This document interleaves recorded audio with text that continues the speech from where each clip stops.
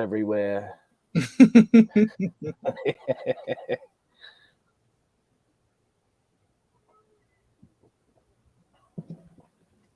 right, word. Just want to make sure it's going live on my shit.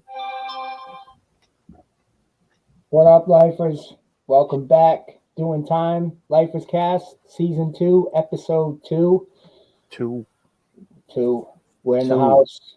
I'm your host, Dick Rubin, a.k.a. Brad Bailey, or the other way around, whichever one you want to use first. Got my co-host, Speak the Rebel. Speak the Rebel, Media Maven, buy my album. And we have our very special guest for our very first Wednesday episode. Special episode for you, my man. Reef. Yo, we got platinum level guests now. The platinum level. Cauze. What's up, fellas? How y'all doing tonight? Good, man. Thank you so much. We appreciate you volunteering for this charity known as the Doing Time podcast. It's all love, man. Whenever folks reach out, and if I can make it happen, why not? Let's rap. You know what I mean? Let's bust it up. Absolutely. Brad, you want to lead us off, bud? Thank you, sir, so much. I appreciate you coming on. Like, seriously. Of course. Not just because you're on here, but people know in the group you're in my top 5.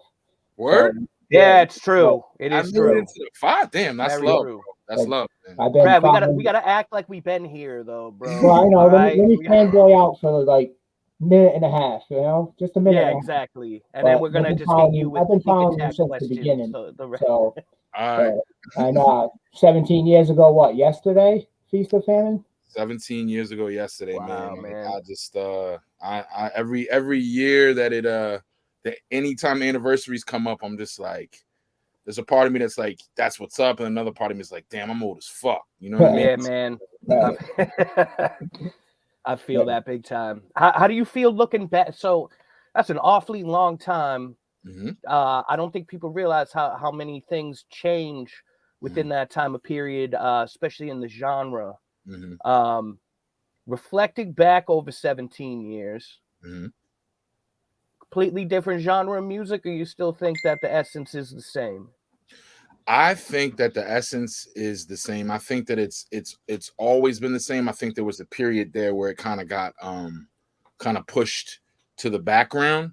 But I feel like right now, I don't think there might not have ever been a better time to be like a 40-year-old rapper, bro. Like a lot of the guys that I've been listening to right now, that are like, you know, killing it are dudes that are a little bit older, that have been around for a while. Yep. And you know, they know their voice, they know their sound, and they're not trying to switch it up to the idea of like switching up your whole steez to try to blow up or whatever. I think that's kind of played out right now, right? Like, it is absolutely.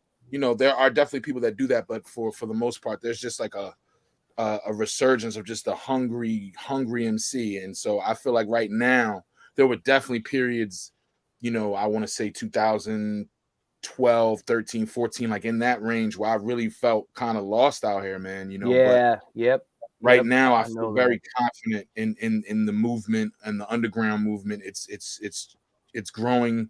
It's beautiful. The vinyl sales are through the roof. So it's like it's a good time right now. Right now. Mm-hmm. I appreciate. Yeah, I feel that way as well. I've always been waiting, man, because it seemed a lot of people aged out. Mm-hmm. But I attribute a lot of hip hop to being, you know, a jazz musician. Yes. And it's like, yo, if you're a horn player, you could be 85 years old and still dope and listenable and able to identify with, you know what I mean? So right. I like that grown people are making grown music still. Yeah. You can tell when someone's faking the funk. You know, especially dudes that did boom bap beats their entire life, and now all of a sudden they're out doing heavy, you know, trap. Sure. And I like trap, man. The trap is fine with me, but it's nice that you know, the people that you follow can be themselves, right? They exactly. They're not going into the studio with this idea of I have to have this certain sound to be successful. You know what I mean? Absolutely. And I think that that's a testament to, you know, the Griseldas and the Rock Marcies and the, you know, there's just so much beautiful grimy music. And to your point about, you know, the horn players, man, I mean, like, if you boys have ever been to like, you know, New Orleans, man, Oh yeah. you'll Yep. see the livest band you ever heard in your life Yep. on a corner On a at corner like 2 a.m, and they do with 25 people dancing. Right. bro, but the music is in them, and I feel like that's, you know, that was something that was kind of dissed when it came to MCs, and I don't know why, but I feel like we're kind of getting past that now. You know what I mean? So Absolutely. yeah. You think the fall of a lot of major labels and dudes doing more independent stuff kind of dictated, you know, sticking with the same sound, you know, with the classic sound, or Yeah, I think the labels falling off. I think the internet taking over, you know, the yeah. streaming and all that. I think that it just kind of leveled the playing field as far as, you know, people can just get their stuff out there and cut out the middlemen, you know, the band camps and the, you know, it's just it's just so it's never been easier to get your music out there. Now that's not always a good thing because there's a lot of trash out there. Yeah. Yeah. But there's Yeah. also just a lot of just gems floating around there that you might not have heard otherwise. So yeah, I think that definitely all that stuff played a factor, man. I mean, the game changes and you need to, you know, adapt or die. So, Yep. you know. Absolutely. I want. Yeah, I want. people forget there was a lot of whack shit, you know, 20 years ago too. It's just you had Yeah, to see it live. yeah, You know what I mean? that narrative of like everything was just so beautiful and glorious Yeah, and right. and like that, there was a ton of just god awful shit. You know what I mean? So you can't. Every era has the good and the bad. You know what I mean? Yeah. I want to bring it back to being yourself. Like, Mhm. if people follow you on social media, you're different than most of the MCs out there. You share a lot of Yeah, I'm yourself, oversharer. your Yeah, family. Like the other day, you talk about how your son was like not like adjusting well to the new schools. hmm Like I keep an eye. I keep an eye, and a lot of people do too. How do you juggle that? How do you juggle that family life, hmm the work life, the MC life? Sure.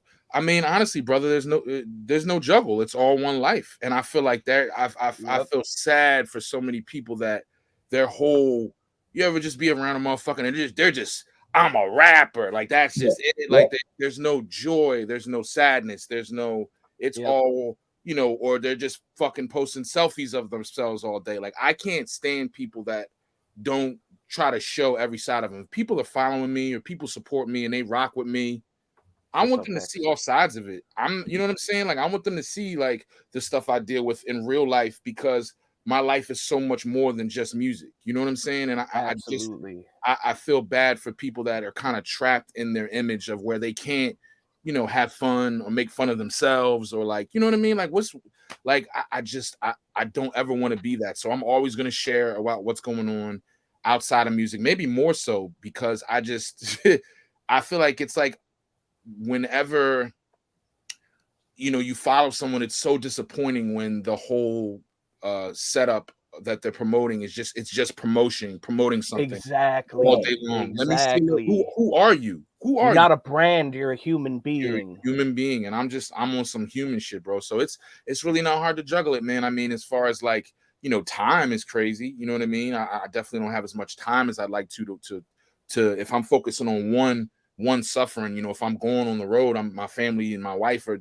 you know, trying to survive without me, and if I'm not making music, I'm not as happy as I would be if I was. So it's like it's always going to be a challenge and a balance. But again, like I said, that's part of life, you know. So Yeah, Absolutely. you Yeah. pour that into your music too. You can do it. absolutely. You have such a range. Like you Mhm. can throw comedy in there. You can make people cry. You It's can battle somebody and rip their face off. I You do just it all. if you listen, bro, like honestly, man, I'm just mirroring my shit off of like all the albums we came up loving. There was all of Yep. that, right? It Absolutely. wasn't just Absolutely. this, I'm this for 10, 12 songs. It was like you got a little bit of humor, you know what I mean? You look at a record like never not saying I could ever make anything as dope, but like you look at something like Capital Punishment. He was doing exactly that. Penn was giving you his pain. He was giving you his I'm the illest MC ever. He was giving you the comedy. He was giving you joints about, you know, having fun. He was mixing it up. And those are the records I came up listening to. And I guess it's embedded in my mind that like when we do an album, we're going to touch on many different things. And as long as the spirit and the soul has the same vibe, it's going to flow. You know what I mean? Absolutely. I've learned, especially, you see, I've modeled a lot of be a human being stuff, my own personal stuff off of, what Sean Price did. Yes, sir. Sean was just a regular dude, man. And you talk about his wife, you talk about his kids on record. It's like you knew these people. He gave life to them. Sure. We got a question that just came in. Does your family enjoy your music? Is it something they share? Is it something they share in with you? Yeah. So I mean, the stigma. My mom will never shut up about me. You know what I'm saying? She's the most proud woman in the world. My cousins, everybody rocks with me. Now, I'll be honest, in the beginning, bro, every show, everything I did, everyone was there. But after 20 years, it's like, we'll pull up for like, oh, you're rocking with, you're with KRS tonight. We'll come to that. You know what I mean? Yeah, absolutely. KRS. So it's not, the support and love though has always been there. My kids, they think it's cool, but like my son, he doesn't want to. He'll be like, yo, can you put on Pop Smoke? Or like, you know what I'm saying? Like, yeah. I respect it. I get it. He's 8 years old. He's like, this music sounds like it's from the 1800s. You know what I'm saying? But no, the support and love, and I think that's a big thing that has kept me going too, because I know a lot of people that, they had to kind of choose, and my family never made me do that. Everyone understands that, because it's like, oh, I'm a rap, I'm gonna do my music, but I'm also gonna handle my business. You know what I'm saying? Yeah, absolutely. Not gonna be no lacking on the father tip on the house responsibilities. That's gonna be taken care of too. But I'm still gonna. I gotta go out here and do this because this is who I am. So, but yeah, they rock with it a little bit. You know what I mean? Yeah, absolutely. You still got that one aunt that's like, you still making your little rap songs? That's my Uncle Skip. Yeah, there you go. See, yeah. You've been around the world, and it's still your little rap songs. Yeah, you still doing that goofy shit. Like he's like the straight. Like he's like, he'll like say you put on weight. He's that guy that just kind of like the ball buster, you know what I mean? And it's honestly, bro, I got to a point where I tell him, nah, man, I stopped doing it. You know what I mean? Because he don't know no better. He's like, that's good. Yeah, they're hiring down at the city. You need to, you know what I mean? I'm like, yeah, you know what? You're right. You're right. A town job. Yeah. But that shit don't bother me, man. Like it used to really, like when people would be like, and I made a post about this not too long ago about how you should approach that. Like, don't be like, are you still doing this? Be like, yo, how's that going? Because it's there's an indication there when people do that shit. You know what I'm saying? Yep. When they're like, you still doing, it's like, I know what you're trying to say, and it's like, yes, I am still. I am. Yeah. Absolutely. All right. So speaking of performances, so we like to dig in a little. We try and ask questions that other people aren't necessarily asking. Favorite artists you've performed with, and best/worst show. We all have horror stories from shows. You don't have to name names, none of that. Worst show. I got one of my first shows, for example. I got booked in with like 3 metal bands, and one of them was like apparently like some sort of white power band, and it ended in this big brawl, and my mother was throwing beer bottles at people. It was a whole thing. So man. I'm sure you got some good tales and some bad tales. Sure. This is tales from the road right here. Yeah. So the best show will always be, it was called the Around the Way Jam. It was actually in the city of Philadelphia. It was my first big festival gig. It was Woo, EPMD, Red. So obviously Woo was there. So Red and Meth performed. Boot Camp Click, Jedi. Everyone. So and this was 2006. So P was he was doing the Boot Camp Click thing, but then he came out and did solo stuff. I literally was doing cartwheels, bro. I literally did a cartwheel. Like it was one of the best days of my life. That show, I've done a lot of shows, but that was the first one, man, where it was like, backstage with the wristband and your body just set, and it made me feel like, yo, I'm really doing this. You know what I mean?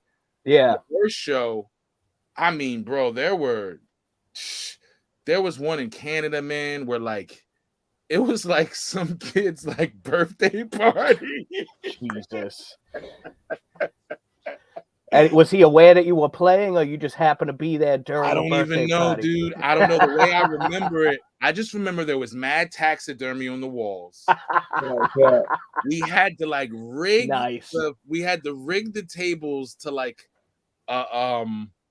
It was just the most ridiculous shit. There was one where it was supposed to be Most Def, and oh no shit. Basically the week of the show, I'm asking all these questions and I'm not getting feedback from the promoter. You boys been around long enough to know what that means. You know what I'm saying? That's the best ever. It's great. It's awesome, isn't it? When you're like, yo, what time are we going on, man? Like, I'm trying to get ahead of this. I'm getting the runaround. This is supposed to be like the opening first hip hop show. At this venue. It's this new venue called the Ave. The American Legion. No, it's like it's this like really nice venue. Most is supposed to play. We're supposed to play a couple other guys. The promoter, who already is, he has a reputation. I should have known better. But this dude's still pushing it and promoting it and telling us everything's good. We knew it was the opening of this venue, so we're like, we're not too far. Me and my DJ, we were rehearsing for the show. I'm like, you know what? Let's stop by there, bro. We go in there. There's like workers in there, still like putting up lights, still building the venue. This is like the night before the show. You know what I'm saying? Nice.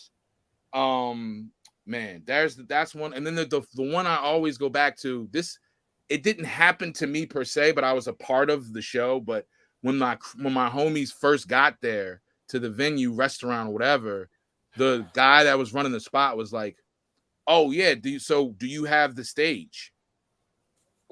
Did you bring the stage Did you bring the stage with you? Did you bring the fucking stage? Nice. Like they just had it in their fucking car. Like, yeah, we got that. Hold on. Yeah. But I mean, dude, there have been some.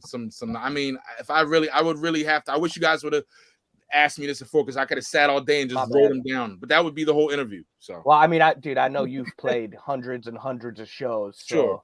Yeah, man, and that's the thing. We try and get the grimiest, right. You know.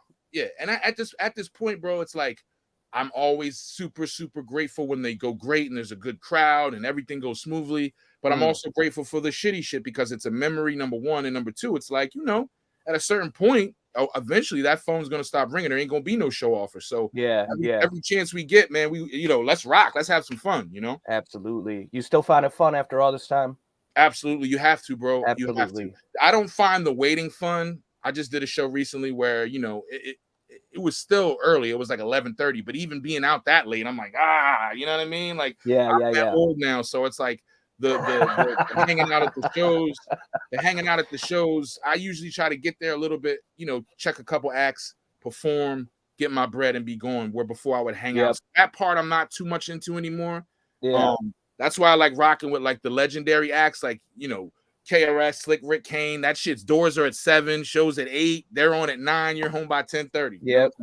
Absolutely. Who would you say your favorite person that you've played with would be at this point? I'm sure there's a list a mile long. Yeah, man. Diggable Planets were great.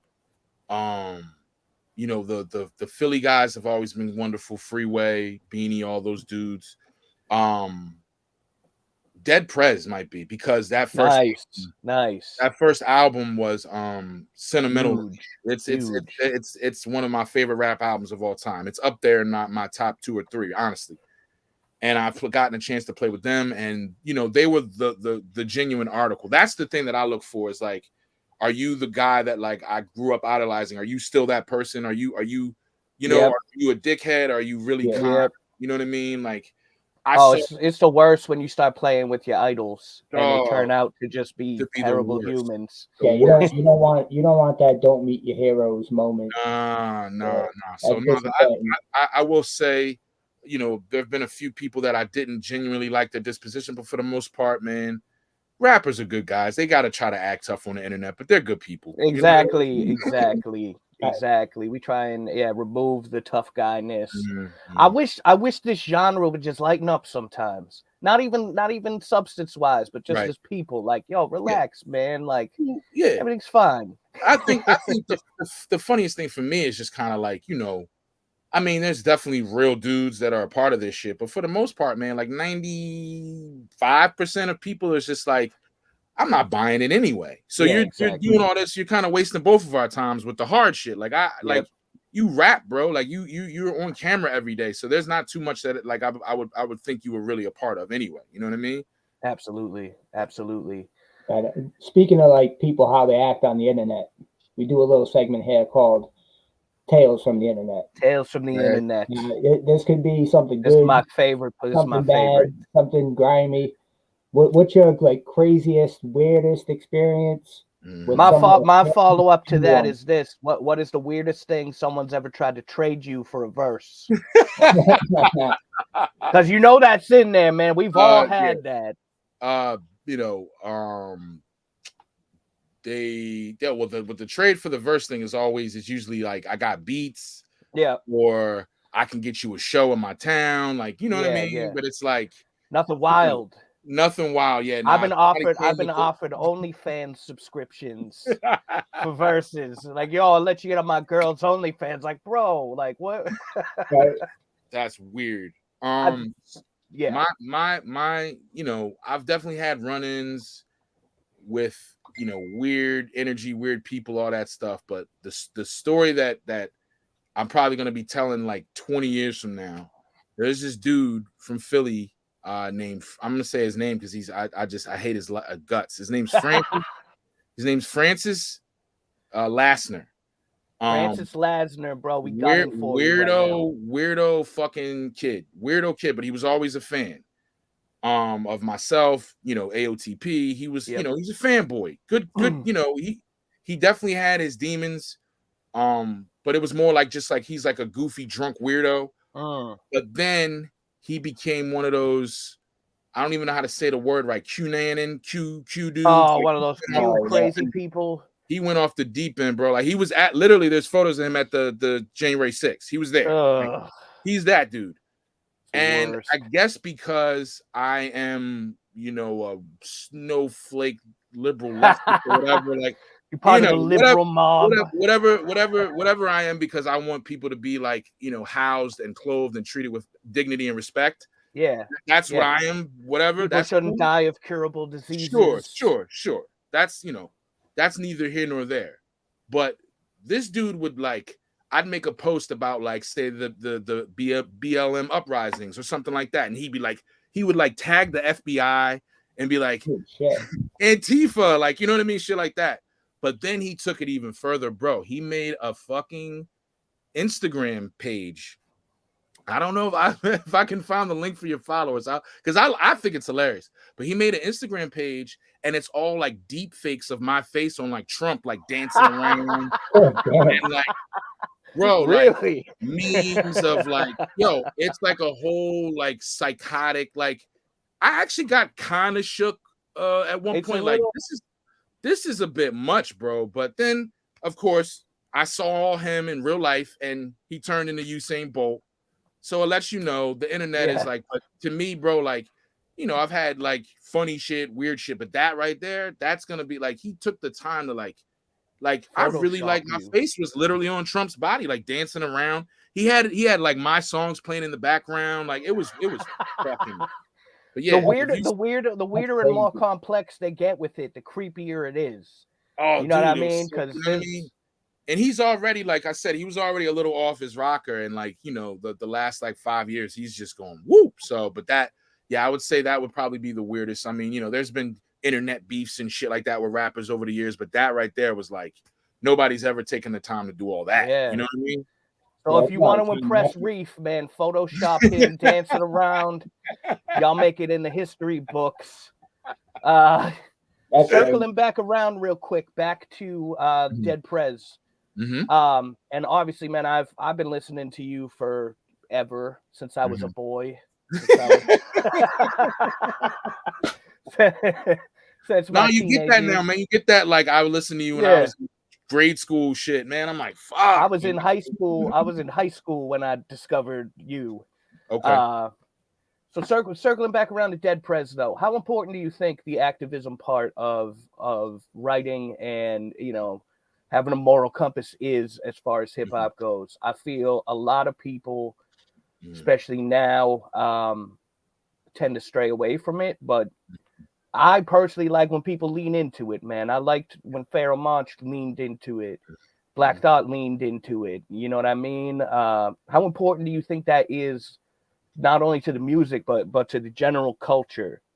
Yeah, I think diet is about balance, and when we're talking about hip hop diet, there's only so much anarchy and violence I can hear. I also need to hear a balance of that, and I think that the activism part that you're talking about, the educating people, like that Dead Prez record, there was like literally it was an instruction manual. You know what I'm saying? Like Yeah, about absolutely. how to take care of your body. They had songs about like, Absolutely. you know what I'm Foods saying? to eat, foods to Right. eat, things I to feel like drink, I feel like alkaline. I remember sure. that song. Sure. People get like you said, people stray from it because you don't want to get, I guess, tagged as, just that. I think that might be the issue is why people stray from it, is because if you get the, conscious tag, which isn't a bad tag to have, that's all people expect from you and they don't want you to grow. But for me, I just feel like it's important to, there are people listening to this that may not know. We assume Absolutely. everybody knows, and a lot of people don't know a lot of that. I learned so much about the first time I ever heard of Malcolm X was through like, rap music. And I know that's crazy to Absolutely. say, but Absolutely. back then, No, man, it's true. that's how much there was so much knowledge being given. And I think that, of course, we don't want to hear that shit all fucking day, bro. If I'm drinking and smoking, I'm not trying to hear somebody telling me brush your teeth, like I'm not trying to hear that, right? But there are times where I'm world weary and I'm sad about the violence and I'm sad about the way people are being treated. And I want to hear a fucking song that reflects that and talks about that. You know what I'm saying? Absolutely. From a Absolutely. real perspective. And that's why I just always loved like the poets, man, because a poet is able to do all that. He's able to make you have fun, make you reflect, and able to talk about the ills of the world and society. Hip hop was the first CNN, you know what I mean? For me. Absolutely. Absolutely. Absolutely. Oh, I didn't mean to cut you off. I'm sorry. I was getting No, I was excited. good. I was finished. We have a couple of fan questions. Fan questions. All right. One of them is, who's your favorite Philly artist? Black Thought. Yeah, thank you. There's no hesitation with that. That's Excellent. the greatest. That's the greatest MC ever to me. Like, obviously, I'm biased because I'm from Philly, but I mean, you listen to that new record, dude. Nobody's rapping like that. And he's 50-something years old. So Thought all day, always. We were talking about that last night. Yeah, he's the only one in the city as far as reputation, as far as catalog that I'm chasing, and that's on my mama. You know what I'm saying? That's real shit. Absolutely. He's the only one. The only one. That him to me is a prime example of an MC that's gotten better with age. Yo, I mean, bro. Like, don't get me, back in, Jesus, I've been listening to Roots since like 96. Right. But it was dope then. And then now, all this time later, we're talking more than 20 years. Like, dude is still. See, here's the thing, bro. What people I don't think realize is before the Tonight Show shit, the Roots were on the road like 300 days of the year. Yes. He had the time. Yep. Once they got the Tonight Show, if you notice, that's right around the time where he went from like great to like just. It's because he has the time now. The stress of we got to be on the road all this time to make money. They got the Tonight Show gig, and now he's able to do his 5 days a week working on TV, make great money, and then have time to really write. And once he had that time, it's like, whoa, you know? It's been wild to see. It's also, how cool is it to see the Roots on late night TV? I love it, man. And I love, man, it's. Yeah, I love the fact like they give that show, like half those music artists, they don't. You can't tell me people at NBC know who those are. Like, that's question on them bringing them in. So I think it's great. Absolutely, it's great. Absolutely. That was my Super Bowl moment before the Super Bowl. Is like to the Roots on late night, and then Jimmy Fallon had Griselda on, which I thought was the greatest thing ever, man. And that wasn't some NBC executive. That's what happens when you have the Roots as your musical band. They'll be like, yo, check these guys out. You know what I'm saying? Exactly. Yeah, to see some like Midwestern grandmother in the crowd. Sure. You know, well, West Side is saying "right brick on my brick." You know what I mean? Like, how far? It was a proud moment. What else? The other fan question we had was, when do we get to see another AOTP record? Ooh, yeah. Everybody wants that. Yeah, man. I mean, listen, I'll be honest with you. If it does happen again, which I doubt, I mean, you know, we did what was it, 2006, the first record dropped. The last one dropped in 2014. So that's 8 years, almost a decade of, you know, damn near 12. You're talking about like damn near a basketball team of MCs.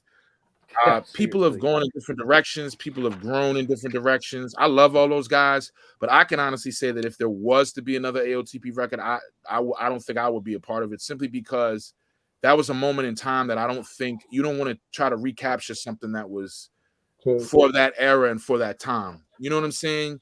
We dropped 6 records, I think, man. Everybody gave their all. I believe that legacy is cemented.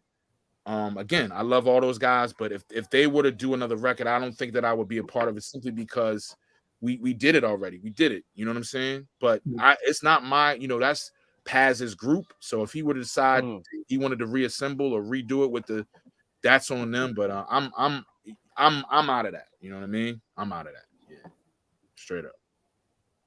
You heard it here, maybe possibly first. I mean, I don't think I've ever gone on record. I think it's understood and established. I mean, honestly, bro, like with, you know, so much has happened over the last couple of years that I honestly could not see that happening again. You know what I'm saying? Do you hear my daughter crying in the background? Yeah, but it adds flavor. All right. This is real life. Right. This is real life. We love real life. Yeah, man. I mean, yeah, I guess, like, you know, so much has happened, so much has changed. You know, it's really hard to manage and maintain that many different personalities, man. And especially, you know, rappers, man, we got egos, we got it's like being married. You know what I mean? And it's just like I don't think that anybody really would want to do that again. You know what I'm saying? I don't. You know what I mean? I could be wrong. You know, they got together for the Blackistan joint. I was actually asked to be a part of that. Things didn't work out for whatever reason, but it's all love always. You know, my whole youth was spent rolling around with those guys and tearing down stages and tearing down tracks. So it's love forever. But you know, in life, sometimes you just got to move forward. And I feel like everybody kind of feels the same way. You know what I mean? Like, absolutely. I'm saying all that to say to your fans and anyone watching and listening, I doubt you'll ever get another Army of the Pharaohs record. You know what I mean? And that's just being honest. You know, it's been almost all right, man. Those are classics. Yeah, and those are, you know, it was great for the time. It was great. You know, you got Esso doing Czarface, killing it. Apathy's about to drop a monster of a record. Planet and Crip are coming back with Outer Space. They're dropping new music.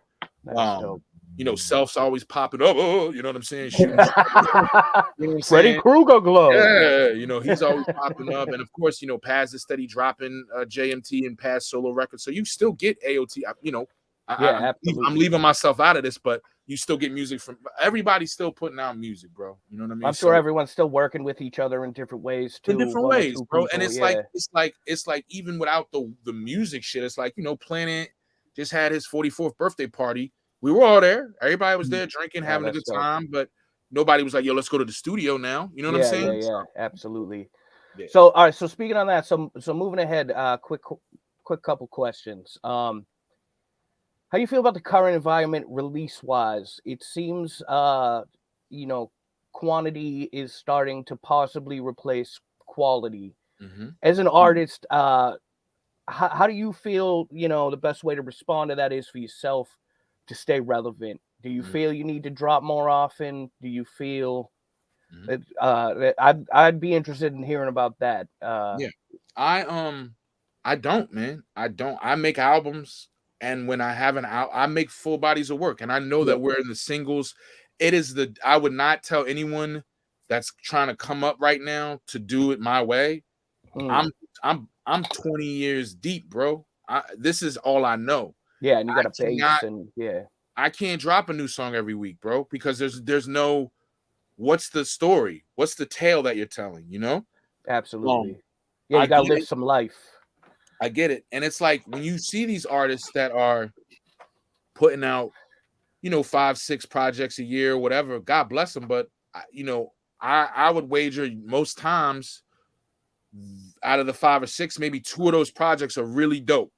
Then you get like 2 that are like, and then you get like 2 that are terrible. You know what I'm saying? And you could have taken those 2 really good projects and put them together as one.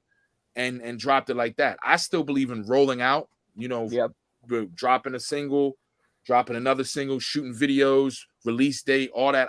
It's a fun thing for me to be like, yo, I haven't done anything in a year and a half, 2 years. I've lived life. I've experienced this. I've thought about things that I want to talk about now that I maybe hadn't talked about before. Okay, now we're getting the beats together. This concept will go great with this beat. Now we're in the studio. Now we're working. Now the album's done recording wise. Now we're going to start adding the bells and whistles and the cuts and the interludes. And now we got to put it in order. And now we got to get the artwork. And it's a whole, like, I get so happy thinking about the process of it all that it's just like, I can't taint it by just throwing shit out there. And again, I never want to sound like the old man yelling at cloud. Do you? Yeah. Please, I beg of you, do not listen to me. Do it your way, but this is my way. My way is the old school way. And you said about the relevant thing, and it's like, listen, if I come back around and people have moved on, you know, I understand, but at the same time, I'm not going to stop doing it that way. You know what I mean? Like, I don't want to chase nobody. I feel like if you're here, if you've been around as long, you know that I'm going to come with some quality. You know I'm not going to half-ass it. That's a brand you can trust. You know what I'm saying? So I take my time with it. I really try to craft really good bodies of work, and that's how I feel about it, man. Like I would never tell anyone to do it a different way, but that's my way. I feel like I agree with you. I think it's every Friday is when new music supposedly drops. There's like what? Just on hip hop alone, there's like 70 new releases, bro. How do you keep up with that? How do you navigate that? You know, it's overwhelming. So, you know. Yeah, it's a topic. That's why you drop on a Tuesday. This is a very hotly contested item within our group. The switch to Friday was weird, man. And who the fuck made that rule? It was always Tuesday. Yeah, I don't know. Somebody said, "Oh shit, people get paid on Fridays. Let's have them all drop on Friday so they spend their money on Friday." That's what happened. Yeah, Tuesday. That's a little thing around here. We the flooding. What team? Who's for Tuesday? Who's for Friday? All of us are Tuesday people. Yeah. Except for all right. I'm not saying any names, but this cat I rap with named Sha Elemental who's watching right now swears by Friday, and we get in beef every time to the point where now he is. If my name is on the album, it does not drop unless it's a Friday. Is the theory the like you said the fact that people get paid and are more probably buy it quicker? Probably. And shout out to Sha. I love Sha. All right, shout out, bro. Shout out. We put polls up about this. All right, there's a hotly contested subject. Yeah. Even I saw Ransom the other day said he's gonna drop on a Wednesday, and you know what? I was very proud of that. I'm gonna buy it just because it's coming out on a Wednesday. Yeah. I mean, listen, you gotta look at like, yo, if a certain date is special to you, you know what I'm saying, and it falls on a fucking Wednesday or a Saturday. You know, if you want to drop a record on Halloween and it falls on a Thursday this year, you know what I mean? Like whatever. Absolutely. Drop it whenever, but I just find it real. I just Tuesday was all my whole life, and it was just like now it's Friday, and it felt. We got a Tuesday vote. Yeah, we got the A-list Tuesday vote right now. Yeah. All right, so Sha, you bring this up again, bro. I'm gonna say, listen, I know real industry insiders that I've spoken with that drop on Tuesday. It's not changing. So speaking of dropping, what did you drop this year? You dropped a project this year. I also, you would let me know ahead of time you're working with the Eagles. Yeah, man. Philadelphia Eagles, who lost to the Patriots in the Super Bowl during Tom Brady's greatness. You know what I'm saying? So we got one back on them, though. You got one. You did. I give you that. I forgot about that one. They made Brady into a meme on that one. That hurt. How you feel about old boy? Right, he's looking bad out there, right? In Tampa. I'm so pissed at him. It's not even funny. He should have left, right? He should have left. He should have walked off into the sunset, man. He should. And he got his cheeks done now. It's so bad, bro. You know, he was just a gawky West Coast dude that they pulled off the bench. Right. He was Rocky Balboa, and now he's getting his cheeks done, and you know he needs a certain amount of vacation before he'll even come to training camp. It's like, come on, man. Yeah. It hurts. It hurts. And Tampa, who goes to Tampa for anything? I mean, no offense to Tampa. I'm not sure how big the Tampa viewership is, and we all love Tampa, but also who's going to Tampa for anything? Unless it's like strippers. I feel like that is like that's like the Eiffel Tower of strippers. Tampa Bay. Tampa's on some wild down there, man. Yeah, girls going wild shit. That's I Tampa, literally New Orleans. That's where they used to literally like film girls going wild. Was like Tampa. It makes total sense, dude. It's the Providence of the South. There you go. Always getting Brad's from Providence, so Brad, we got the Boston Providence rivalry here. That goes way back to like the 1700s, I think. Really? I never knew about that beef, man. It was some like Quaker beef and shit. Yeah. Providence is the New Jersey of New England. Okay. All right. When you say it like that, when you say it like that, I understand what you're trying to say. It's where every call girl, drug dealer in the world lives. Okay. They congregate. Yeah. I don't know why. Why is that, Brad? I think because everything's so close together. Like, you can just walk 2 miles down the street and be in another town. So got you. That's what it is. How far Providence is close to Mass? Like, is it? It's an hour, 45 minutes, an hour away. Okay. I don't know if I've ever been there. I might have drove through, but I might have been there before. Yo, trust me, it's a drive-through state. Oh, thank you. You shouldn't really like that, bro. No, actually, I'm actually on the radio down in Providence on WBRU, so shout out to them. Yeah, right. But we got another little segment. As far as the no, go ahead, man. Go ahead. Oh yeah, I was just gonna finish this question about as far as the drop. Reef the Lost Cause is alive, which is a follow-up to Reef the Lost Cause is dead. Basically, me and my DJ, this is an album between albums. It's still an album, but it's basically just like we take a lot of our favorite samples, we loop them, we keep the hooks in. It's almost like a remix project. You know what I'm saying? Where I'm rapping over songs that I really like and have dope beats and dope hooks, and I wish they were mine. So we just jack them. And it's always a good time.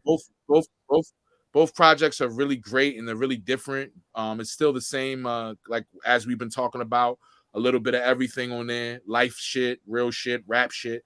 That, and then they have the Eagles playlist, poster playlist. It's some shit. Basically, every home game, the Eagles got a Philly artist to do an anthem for that home game. They play it. Nice. It's on their website. It's going to be on their, whatever. Tickets to the game, blah blah blah. It's going to go, and yeah, that's what the year's been so far. Those two things have been pretty much what I've been working on. Yep. But who's producing the you had said your DJ. Who's producing? Oh, I'm sorry. Yeah. So my partner, basically my DJ partner, we've been working together for the last like 12 years. Caliph now. He used to be Viro the Virus, rest in peace, his DJ and producer. So we were always fam. And then when Viro passed, he and I, through grief and different the fact that we both kind of like, I needed a DJ and a producer and someone to help me kind of guide things a little bit better. And he had just lost his best friend and artist. We came together, and it's been great ever since, man. Just having someone like him. I tell everybody you need a Caliph, man. Like, he's the guy that, like, I don't know technical stuff. I don't really know logistic stuff. He's the brains of the operation. I just show up and do music. You know what I mean? And he allows that. So God bless him. Shout out to Caliph now. Absolutely. So he engineers you as well as producers? He engineers, records me. He helps me put the records together. He helps me, we do the business together as far as like merchandise. Deals with when we get to the show, dealing with all the fucking people running all around asking questions. He handles pretty much a lot of the dirty work, bro. I give him ultimate props. Huge. You know what I'm saying? Huge. You know what I mean? I don't think people realize how slept on engineers are too, especially to the the producer and the MC gets a lot of love, but in this particular, you know, generation of MCs, especially with streaming services, and it's easy to put things out independently. How important you think the engineer's role is now, especially having a good one? I mean, bro, just having that like, you know, we you and I both been doing this for a minute. You know how weird it is to go to somebody's studio and just record with people you don't really know. Absolute weirdest. You know what I'm saying? It's or the like worst. there's mad people in there smoking, and you know, I get it. Sometimes that's fun, but I love having.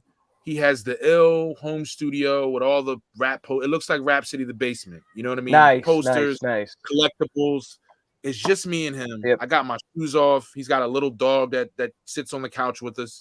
I love it, man. Like that's and that's where that's where I make my music, and he makes me sound good. He keeps it honest with me, like, yo, you need to do that again, and I don't take offense, which I probably would if it was someone I didn't know like that. He knows how I like the mic to sound.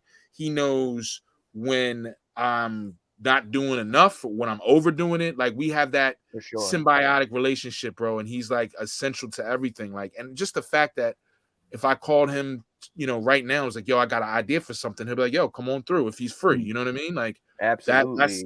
That's so important. But the engineer, man, like, if you don't know how to record yourself and you don't know how to mix and you don't know how to, you know, work Pro Tools or whatever the fuck, you need someone that does it and likes doing it and isn't going to make you feel like, how long you gotta, you know what I mean? Yeah, like, exactly. We're in this together, man. Yeah, there's not a bevy of emotional support dudes there. Right, that I like to emotional call. support rappers. That's my least favorite part, man. Someone rolls through and it's like, damn, it's 7 dudes.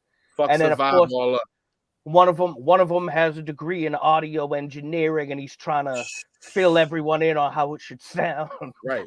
Or he's telling you about the guy that's telling you about all the shit that he's doing and wants to show you his Instagram. Like, look at me, look at me. Yeah. Like, I fucking hate, like, that's why, bro, I don't even be telling people I rap, bro. Like, I can't stand like that element of it. Like, you meet cool people here and there, but then you meet a lot of people that, like, it turns into this weird pissing contest. Like, yes, it does. I don't want no parts of that, man. I'm too old. It turns into wrestling. It turns into WWF. Sure. Everybody cutting a promo. Yeah, seriously. So we have another little segment here we like to call "What's Your Issue?" What's your issue? It could be anything. Not good, bad. Related. Yeah, anything in the world. Something small, something big. Yeah. Right now, because it's fresh in my mind, my issue is if you have a kid in sports and you are not the coach, please just sit down somewhere. I always thought the whole football. Are you coaching? I am not. My son. You're not coaching. My son is a starting running back on his team. Last year had a breakout MVP season. He's on pace to do it again. Great kid. Good for him. Awesome running back. Starting running back. Manny Lacey, number 23. There you go. Shout out. I show up with him. I lace his shoes or whatever. I make sure he's got his water and his mouthpiece. And I go sit down and I drink my tea and I smoke my cigs and I play on my phone. If he needs help, I come over. These maniacs are screaming at their kid, at the coaches, at the other. The fucking kids are crying, dropping the football because their dad's like on the, like, bro, my issue, I guess, would be, unless you're coaching, if you have a kid playing sports, let the coaches do their job.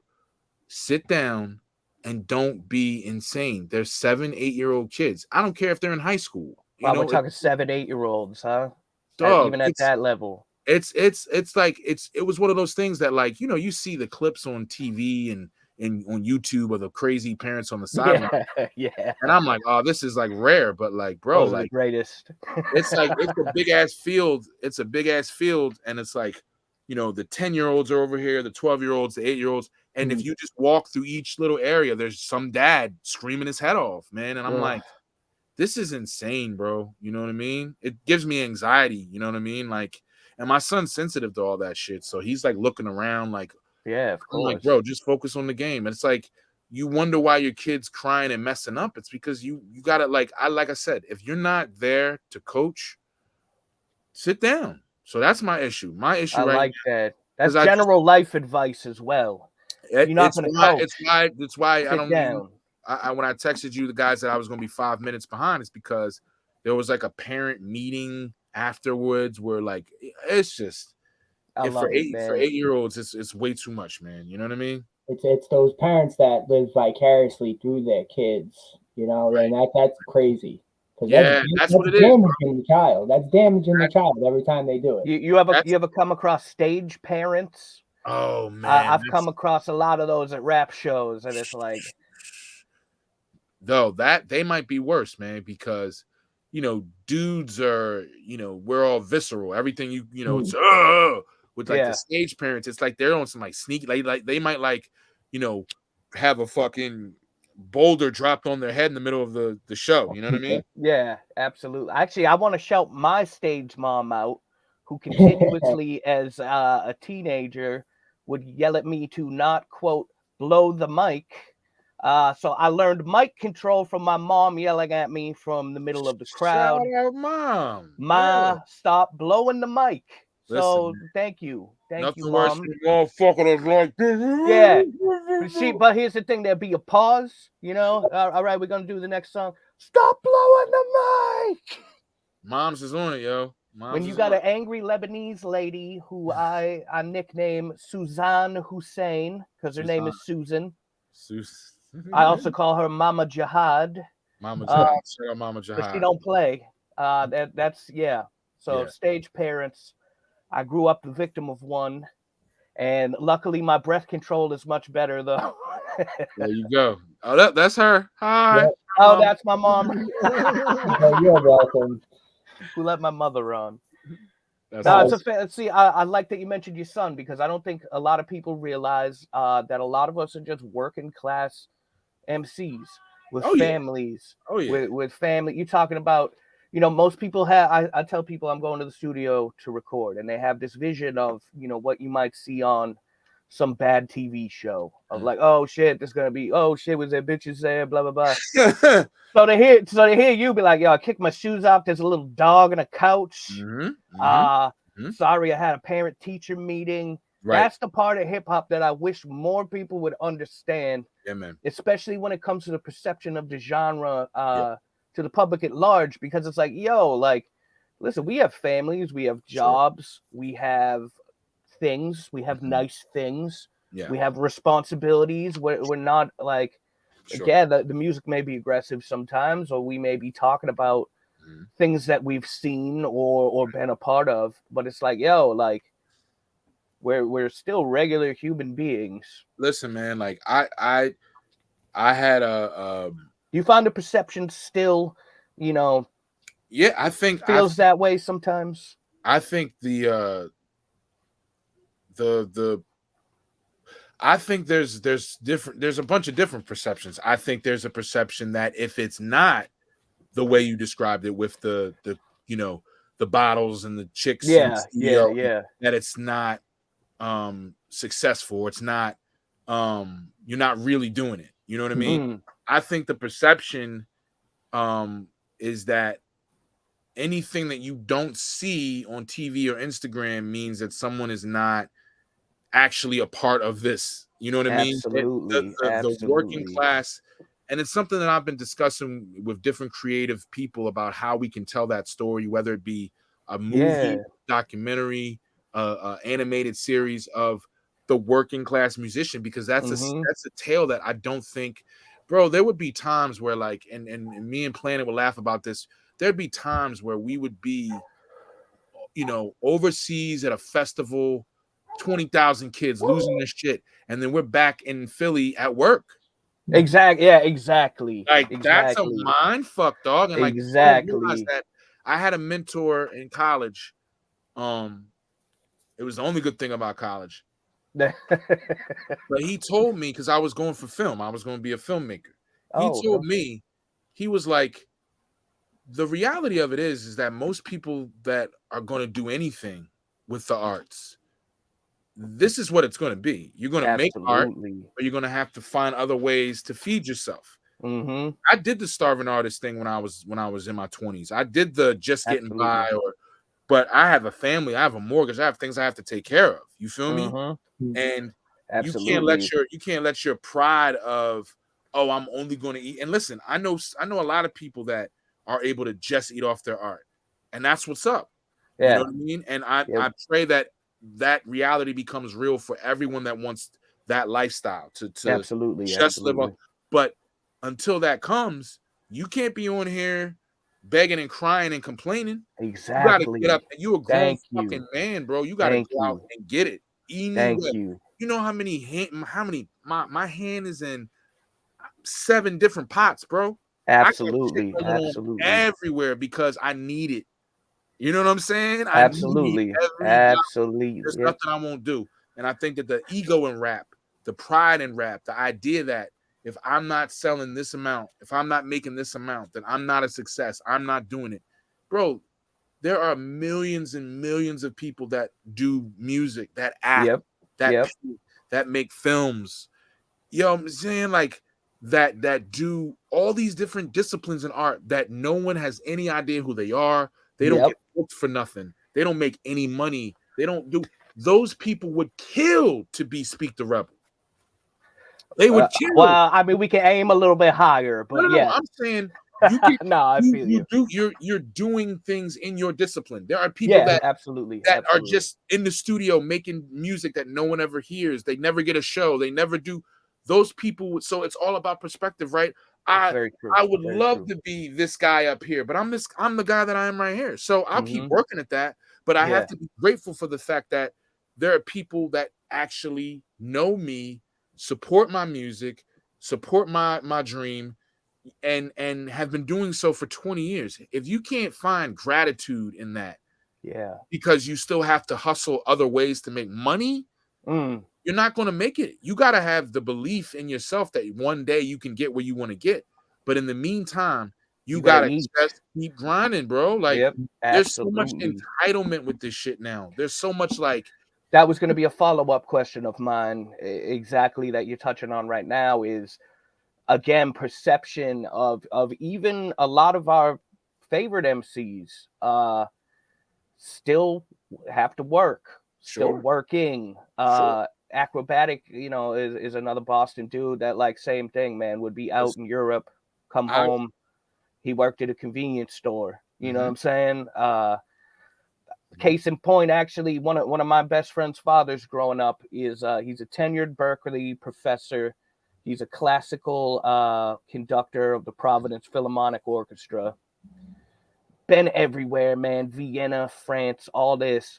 And one of the most important things that I learned early on, especially from him, is he was like, check it, like, I'm all over the world. I'm hanging with ballerinas and models. I still have to come home and pick up the dog shit in the yard, literally. And I feel a lot of people miss that point is like Mm, you will have amazing things that you'll do and be a part of, but you mhm. still have to be a human being. At the end of the day, right? And you still got to swallow your pride and take out the religious aspect of this. Hmm. People, there's a lot of idol worship and Sure, sure. people thinking, this, that, the other thing you're on, you must be a bajillionaire.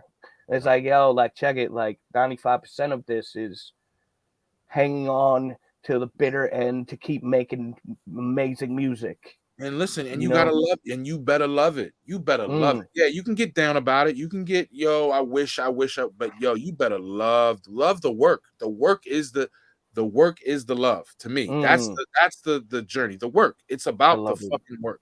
Because to me, I want to try to keep my work as sacred as possible. Obviously, you know, people reach out to me all the time and say, "Hey, I want you to do this. Can you give me a verse? Can you get if I feel that they're coming in from a respectful angle, let's do it. That's Absolutely. not gonna that's gonna be a nice little extra bit of money, sure, but I still got to supplement it with other things because what you won't see is me on fucking social media being like, "Yo, I got verses for 200 DM right now. I'm in the studio." That Yeah, to me, man. that's more embarrassing to me than if you were somewhere with a mop and a bucket. Don't do that. I bet. Yeah, Don't yes. do that. Yeah. Don't be that guy. Thank you. Thank you for saying that. Go get a job, man. Ain't nothing wrong with it. Go get a fucking job, bro. Yeah. I got a bunch of them. You need one? You know what I'm saying? Like, Yeah, I feel that. I also happen to rap, and I make money, and I get shows, and I do great. I do, but I also got other hustles I got to do to take care of these 3 kids, this wife, this mortgage, all this shit that I got going on in my life. And I'll be damned if I'll ever hang my head about that. You know what I'm saying? I take such pride in the fact that rap dudes can sit around talking about mortgages now. Yeah, I love that, man. Yeah, I love that. yeah. You know, it's just it's such growth of the genre, especially where it's like dudes are owning things. Sure. You know, Sure. it's dope, man. I Sure. like that. I appreciate you sharing that, Brad. I think we're at about an hour, man. I could keep going, but yeah, I'm getting the look. I'm getting the look. So yeah, I felt the eyes. Yeah, That's why I felt that. You saw it. There was a looming shadow. It was just like a crack of the door and like. God bless your wife for watching 3 kids alone right now. Well, you're doing an interview. Thank you so much. No great interview, guys. And time to plug, man. Time to plug what you got coming up. Oh yeah, so what's going on? Yeah, this is shameless self-promotion. Self-promotion. Yeah, I'm working on a new record right now. Well, I'm just getting started working on a new record right now. It'll drop sometime next year. I guess I could say, like, yeah, fuck it. Me and the Snow Goons are gonna do a follow-up record to your favorite that was MC. one of the first things I heard you on. We're doing a follow-up. They just started sending me beats, so we're gonna get that out. There'll be like 2 releases next year. The Snow Goons joint is just gonna be like, like probably like an EP, 6-7 joints. And then we'll take it. Yeah, and then the Vicious Cycle, which was my record in 2008. We're doing a 15-year anniversary re-release on vinyl. It's never been on vinyl, believe it or not. Shit. So that'll be out next year as well. Limited run on that, or probably, yeah, man. 100, 150 tops. Hey, come on. We gotta talk it up, man. It's limited. Don't shake it off. Limited run, man. There's only 100 of those in the world. There might be like 5 of them Jones for $1,000. That's what I'm saying. Like those pops you came out with. I was like, oh man! As soon as I went on the website, they were sold out. I'm like, oh, you're killing me, man. Shout out to my brother King Face Painter. Oh, what? I'm gonna keep it a buck though. He told me something that kind of shattered my shit. That made me wait here. He was like, yeah, basically, I just took a Funko Pop of Killmonger from Black Panther. And he's painted it. Yeah. You see it now. Hey, whatever, man. No, that's the Reef the Lost Cauze one. That's right. But I appreciate y'all, man. Continued success. Speak. Hey, thank you, man. Thank you so much. All right, Brad. Thank you, sir. Thank you for coming. All right, man. Have a good night. All right, y'all. Be safe. Thank y'all for watching tonight. Season 2 off to a great start. Brad, you want to plug something since it's just me and you real quick? Hey, yeah, I'll plug it. October 30th, Attack of the Killer MCs. You guys already know. We've been posting the hell out of it. If you don't know, now you know. Yeah, get your tickets. Wear your costumes. We want to see you all there. Last show of the season. Well, last show of the year, really. We're going to be coming back with some more. We got some things in the works for the new year, coming into the summertime. So all sorts of things. There's rumors of a yacht. Yeah, I heard we won't expand on that. Somewhere. Also, last thing I wanted to say, the Doing Time Hip Hop Lifers podcast has a Spotify playlist that we're building. That's going to be featuring the artists that we do interview and people within Hip Hop Lifers. So if you haven't submitted tracks yet, get it me, get it Brad, get it Anthony, get it Jesse, Anthony Gonzalez, get it anyone. There's a post up there. You can leave them in the comment thread. We'll just move them on over. We want to get you on the Spotify playlist, man, because we're going to be pimping the hell out of that. So, oh, yeah. Thank you, guys. Thank you, everybody, for watching episode 2, season 2 in the books. Dick Rubin out. All right. Speak the Rebel. For Speak the Rebel, I'm Dick Rubin. There you go. Dick. All right. Have a good night, y'all. Night.